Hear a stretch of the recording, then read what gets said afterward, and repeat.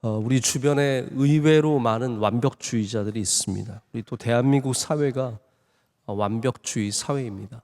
그래서 강박증도 많고 우울증도 많고 남들과 비교해서 조금이라도 부족하면 거기에 대한 굉장한 스트레스가 많죠. 이 퍼펙셔니스트, 강박주의자들, 완벽주의자들은 아주 어려운 삶을 삽니다. 저도 여기에 대해서 일부분 공감을 하는데 저도 지나칠 정도는 아니지만 소극적인, 저도 부분적인 완벽주의자이기 때문입니다. 무엇인가가 완벽하게 준비되어 있지 않으면 불안하고 누군가가 보고서를 쓸 때도 여기저기 틀려져 있으면 굉장히 마음이 걸립니다. 개인적인 감정이 들 정도입니다. 꿈에도 제가 완벽주의자인 게 많이 영향을 미칩니다. 저 꿈을 보면 아는데 이제 제 꿈의 어려운 꿈들 제가 꾸고 나서 막 마음이 힘든 그런 꿈들 대부분이 설교 준비 덜 해가지고 강단 서는 꿈. 누군가가 저에게 목사님 코딱지 꼈어요. 뭐 이런 꿈. 이런 것들이 다 어떻게 보면은 완벽하게 보이려고 하는 뭐든지 완벽하게 하려고 하는 그런 강박에서 나온 거라고 생각을 합니다. 특별히 완벽주의자들은 자기만을 향해서 완벽주의가 있지 않습니다. 남들에게서도 그런 걸 요구하고 그렇기 때문에 화가 많습니다. 남의 잘못과 실수를 크게 보고 그것에 대해서 지나치게 개인적인 감정을 갖습니다. 이 사람이 나를 우습게 하나, 뭐 나를 싫어하나, 이 일이 마음에 안 드나, 게으른 거 아닌가, 이런 별의별 생각을 다 하게 되죠. 그래서 완벽주의자들이 자기의 완벽만으로, 내가 완벽을 성취하는 것으로만 기쁨을 누리는 게 아니라 남들에 대해서도 완벽을 자꾸 요구하고 그런 공격성이 여러 가지 갈등을 일으킬 수밖에 없습니다. 자신을 향한, 다른 사람들을 향한 화가 항상 존재합니다. 이런 완벽주의자 부모님에게서 자란 자녀들이 어렵습니다. 뭐든지 다 잘하기를 원하고 조금만 못하면 보채고 빨리 잘하지 못하면 기다려주지 못하는 완벽주의자들 아래서 자란 아이들이 잘해도 잘한 것을 인정받지 못하는, 그래서 늘 칭찬과 인정에 목말라 있는 결핍이 많은 아이로 성장하게 됩니다. 오늘 에베소서의 말씀은 애초에 완벽주의자들이 없다라고 우리에게 말씀해 주시는 말씀입니다. 완벽주의자가 되지 말라고 말씀해 주십니다. 우리가 아무리 훌륭하고 뛰어나고 모든 면에서 완벽하고 그렇게 완벽을 이루려고 노력할지라도 그게 결국은 다 너의 자랑일 뿐이라는 겁니다. 자랑일 뿐이지 그게 우리를 절대로 구원할 수 있는 능력, 우리의 삶을 복되게 하는 능력이 없다는 것이죠. 결국 우리에게 필요한 것은 은혜입니다. 자랑하고 싶은 사람들은 완벽주의자가 되십시오. 그러나 자유하고 싶은 사람은 은혜를 붙잡으십시오. 그러나 이 말씀이 우리가 뛰어남을 버리라는 얘기는 아닙니다. 이 뛰어남, 덕은 우리 그리스도인들이 갖추어야 하는 기본적인 자세입니다. 여러분, 물건을 만들려고 하는데 완벽하게 만들어야죠. 회사를 운영하면서 대충 만들라는 그런 완벽주의에 대한 얘기가 아닙니다. 여러분, 뭔가를 하나 만들면 잘 만들어야죠. 이게 만듦새라는 게 있지 않습니까? 뭔가를 하나 받았을 때 이 물건이 얼마나 잘 만든 물건인지를 딱 느껴지는 게 있습니다. 가위 하나를 들어도 이 가위는 참 좋은 가위다. 칼을 하나 들어도 이 칼은 참 좋은 칼이다. 뭔가를 하나 만들었을 때 거기에 들어가는 탁월함과 완벽함은 우리가 다 추구해야 되는 것들입니다. 우리 그리스도인들이 이건 좀 결이 다를 수도 있는 얘기인데 우리도 이 세상의 문화에 살아가고 있는데 때로는 우리 그리스도인의 문화가 하위 문화를 형성합니다. 위로 못 올라가요. 우리는 서브컬처라고 해서 본 문화에 참여하지 못하는 이유가 왠지 아십니까? 우리가 뭐 세상과 다르기 때문에? 아니에요. 제가 볼 때는 세상만큼 못하기 때문에 우리가 서브컬처로 하위 문화로 남아있을 때가 많습니다.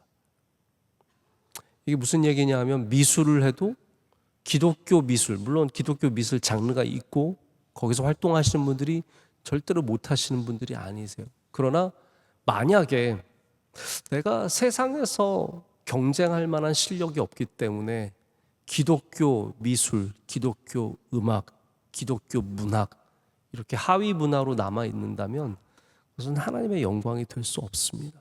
오히려 기독교인들은 더 잘해야 합니다. 주님이 주신 달란트를 통해서 내가 집을 지어도 더 잘 지어야 하고 음악을 해도 더 잘해야 되고요. 그림을 그려도 더 잘 그려야 하고 공부를 해도 더 잘 이거 완벽주의인데 버리라는 얘기는 아니라는 거예요.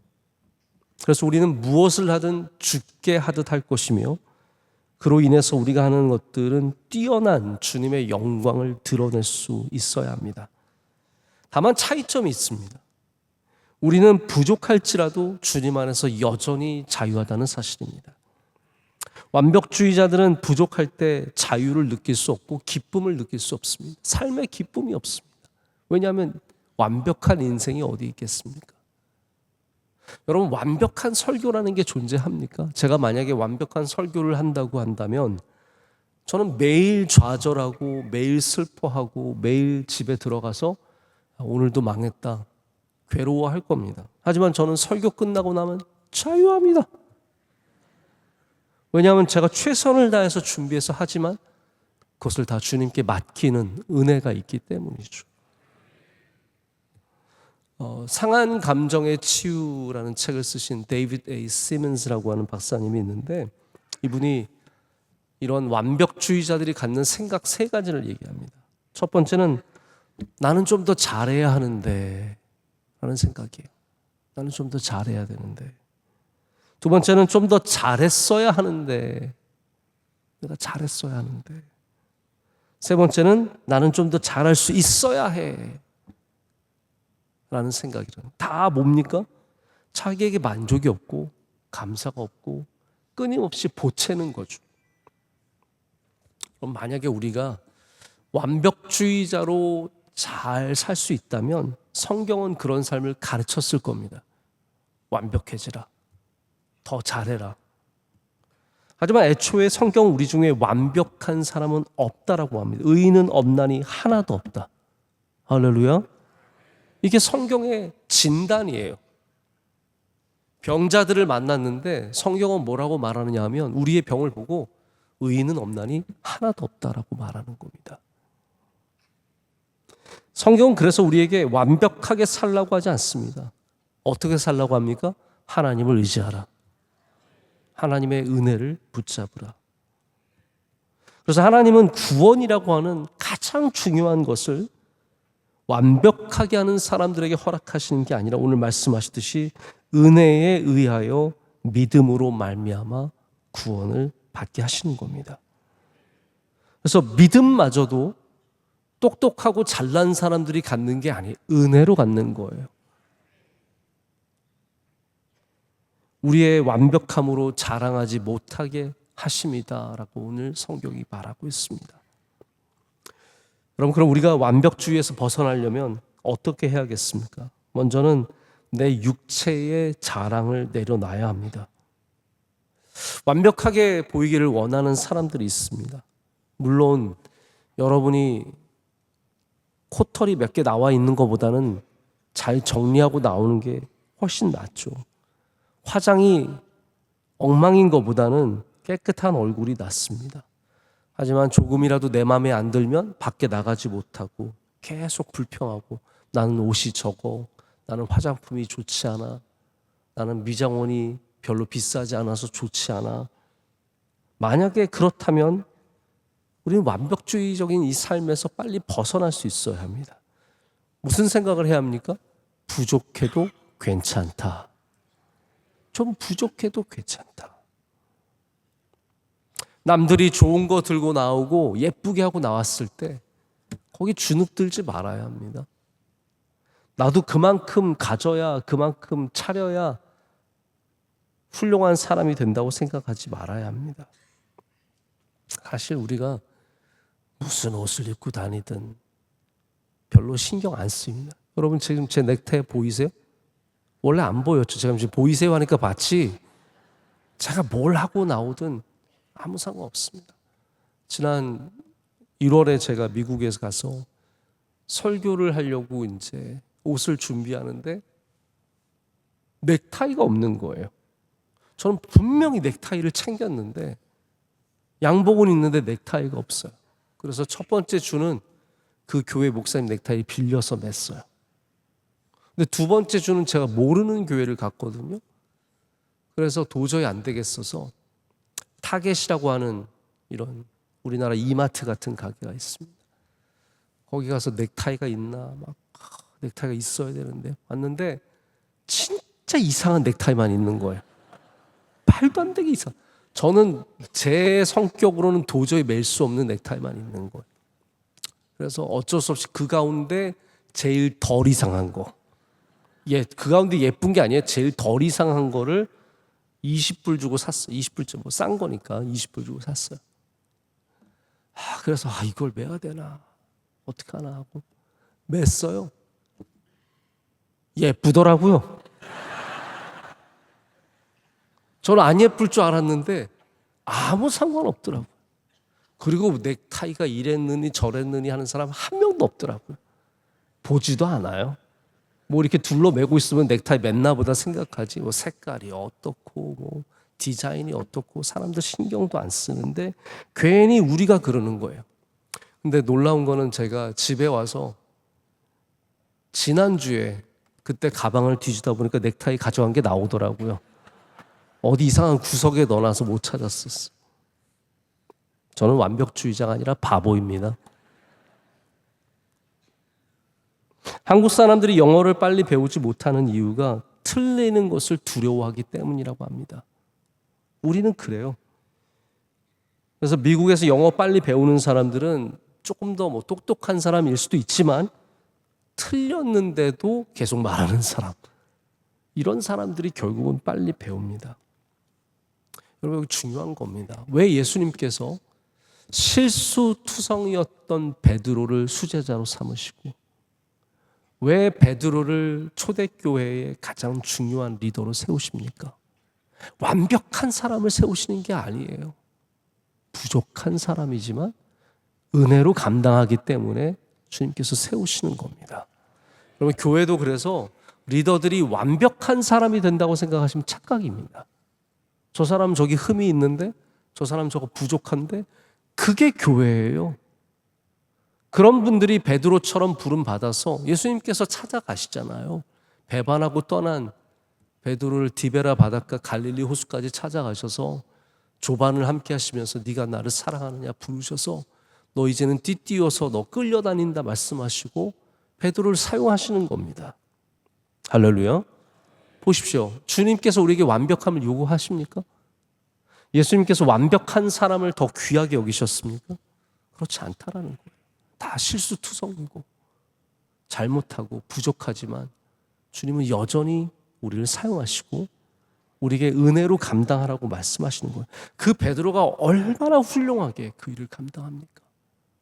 그래서 교회 안에서도 완벽주의자가 안 되는 것도 중요한데 남이 완벽하지 않은 것에 대해서 손가락하지 않는 것도 굉장히 중요합니다. 또한 완벽주의자들에게 필요한 것은 은혜입니다. 우리는 은혜를 자꾸 곱씹어 봐야 합니다. 왜 하나님께서 은혜로 우리를 구원하실까요? 왜 종교계획의 피치가 솔라 그라티아 오직 은혜였습니까? 우리의 행위로서는 구원받을 수 없는 것이 너무나 분명하고, 아니 그런 완벽해지려고 하는 노력 자체가 교회를 변질시켰기 때문이에요. 완벽해지려고 하는 노력이 교회를 변질시켰다는 겁니다. 이게 어떤 방향으로 갑니까? 선한 방향으로 가지 않았다는 거예요. 결국은 중세 교회가, 카톨릭 교회가 면죄부를 발매하고 돈으로 의를 사는 변질된 완벽주의가 되지 않습니까? 보십시오. 우리가 완벽해지려고 하면 굉장히 좋을 것 같잖아요. 그런데 완벽해지려고 할수록 인간은 더욱더 잘못된 길로 걸어가는 겁니다. 우리가 은혜를 의지하려고 할수록 바른 길로 걸어가게 됩니다. 내가 죄인임을 인정하고 회개하는 것이 중요하지, 우리가 더 완벽해져서 하나도 흠이 없는 사람이 되는 것이 중요한 게 아닙니다. 제가 초반에 말씀드렸지만 우리 한국 사회가 완벽주의에 가깝습니다. 우리 모두가 기본적으로 지켜야 하는 도덕과 윤리가 있는 것은 분명한데, 조금만 잘못해도 너무나 쉽게 사람들을 정죄하고 그 흠을 크게 만들어서 상처를 줍니다. 죽음에 이르게까지 합니다. 연예인들 완벽한 사람 없습니다. 연예인들 다 상처 입은 사람들이고 문제 많은 사람들, 다는 아니겠죠. 90% 이상이 다 그런 사람들이에요. 얼마나 많은 마음의 질병과 몸의 질병을 갖고 있었어. 그러다 보니까 우리 절대로 해서는 안 되는 마약도 하고 프로포폴도 하고 남녀 관계가 문란하고 이런 일들이 비일비재한 거예요. 이게 드러나지 않았을 뿐이지 다 그런 거예요. 그런데 누구 한 명 드러나면 우리는 김세론이든 휘성이든 다 사람을 죽여놓는 겁니다. 그러니까 결국 갈 길이 없어요, 걔네들은. 완벽함을 요구하는 이 사회 속에서 은혜가 없습니다. 은혜가. 여러분, 교회마저 사람을 정죄해서는 안 됩니다. 우리 교회는 흠이 많은 사람들이 모여서 서로를 덮어줄 줄 알아야 되고, 은혜로 바라봐 줄 줄 알아야 하고, 은혜로 살아갈 줄 알아야 하는데, 우리 교회 안에서도 조금만 잘못하면 저 사람 이러니 저러니 말을 하게 되지 않습니까? 제가 그런 이야기 때문에 말씀을 준비한 건 아닌데 그런 안타까움이 있습니다. 완벽주의자들을 위한 약이 있습니다. 겸손입니다. 자기의 능력에 대한 겸손, 내가 다 할 수 없다는 것에 대한 겸손, 내가 완벽하게 일을 할 수 없다는 것에 대한 겸손, 남들에게 기대하는 것들에 대한 겸손이 있어야 합니다. 빌립보서 2장 3절 4절은 이렇게 말합니다. 아무 일에든지 다툼이나 허용으로 하지 말고 오직 겸손한 마음을 각각 자기보다 남을 낮게 여기고 각각 자기 일을 돌볼 뿐더러 또한 각각 다른 사람들의 일을 돌보아 나의 기쁨을 충만하게 하라. 아멘. 중간에 끊어서 잘 모르셨을 것 같은데, 이 완벽주의자들은 모든 것을 자기 중심적으로 생각합니다. 내가 어떻게 보이는지, 내가 얼마나 잘하는지 보십시오. 사실은 자기 중심적인 거예요. 근데 우리 그리스도인들은 그리스도 중심적이 되어야 합니다. 주님이 어떻게 기뻐하시는지, 주님이 뭘 원하시는지. 그래서 완벽주의자들은 자기가 좀 못하잖아요. 난 안 할래요. 이렇게 됩니다. 저 교회 이거 못합니다. 저 이런 거 잘 못하거든요. 그런데 그리스도 중심이 되면 할 수 있습니다. 왜냐하면 내가 못해도 주님께서 하시니까요. 여기 너무 큰 차이가 있습니다. 많은 분들이 그러세요. 목사님, 저는 이거 잘 못합니다. 알아요. 몰라서 시키는 게 아니에요. 집사님이, 권사님이, 장로님이 완벽해서 시키는 거 아닙니다. 부족하지만 주님의 일이기 때문에 우리가 해야 되는 것이죠. 내가 잘 못해요는 그래서 겸손이 아니라 지나친 자기 사랑일 때가 많습니다. 말씀을 맺습니다. 스포츠 가운데 우리 인생과 닮았다고 하는 스포츠들이 있습니다. 골프가 그렇다고 하죠. 야구가 그렇습니다. 여러분, 야구에 퍼펙트 게임이라는 게 있는 거 아시죠? 퍼펙트 게임이 무엇입니까? 투수가 한 번도 안타를 안 맞고 한 번도 볼넷도 주지 않고 단 한 번도 주자가 나가지 않는 게임을 퍼펙트 게임이라고 합니다. 9이닝을 다 마칠 때까지, 이것도 8이닝 던지면 퍼펙트 게임이 아니에요. 잘 던진 거지만 9이닝까지, 마지막까지 한 명도 안 내보내고 경기를 마치는 거. 여러분, 투수 중에 몇 명이 퍼펙트 게임을 해볼까요? 우리 작년에 대한민국 야구가 수백 게임이 있었을 텐데 퍼펙트 게임이 있었습니까? 제가 알기로는 없었어요. 저는 야구를 잘 보진 않지만 미국에도 몇 년에 한 번씩 나오는 게 퍼펙트 게임이에요. 그 뛰어난 선수들이, 야구만을 하는 투수들이 160km 던지는 선수들이 맨날 얻어맞는 게 야구입니다. 이게 인생이에요. 완벽한 인생은 없습니다. 아무리 뛰어난 사람이라도 진짜 내가 최선을 다해서 던졌는데 안타 맞고, 정말 잘 던졌는데 홈런 맞고. 그런데 야구의 은혜가 뭔지 아십니까? 투수의 힘만으로 이길 수 없다는 거예요. 내가 4실점했어요. 뛰어난 투수인데, 우리나라 유현진 선수도 그럴 때 많았어요. 어느 날 컨디션이 안 좋아서 막 1회에 3점 내주고 2회에 2점 내주고 벌써 5대 0이에요. 근데 우리 팀이 1회에 10점 내버렸어요. 그러면 승리 투수가 되는 거예요. 여러분 무슨 말인지 이해가 되시죠? 우리는 내가 완벽한 사람이 되어야 나의 인생이 된다고 생각하시지만 하나님이 점수 내시면 다 따라가는 거예요. 하나님이 1회에 10점 내주시고 2회에 10점 또 내주시고 3회에 10점 내주시면 너무너무 쉽게 가는 거예요. 그래서 우리의 선함과 우리의 능력만으로 절대로 우리가 잘 되는 게 아닙니다.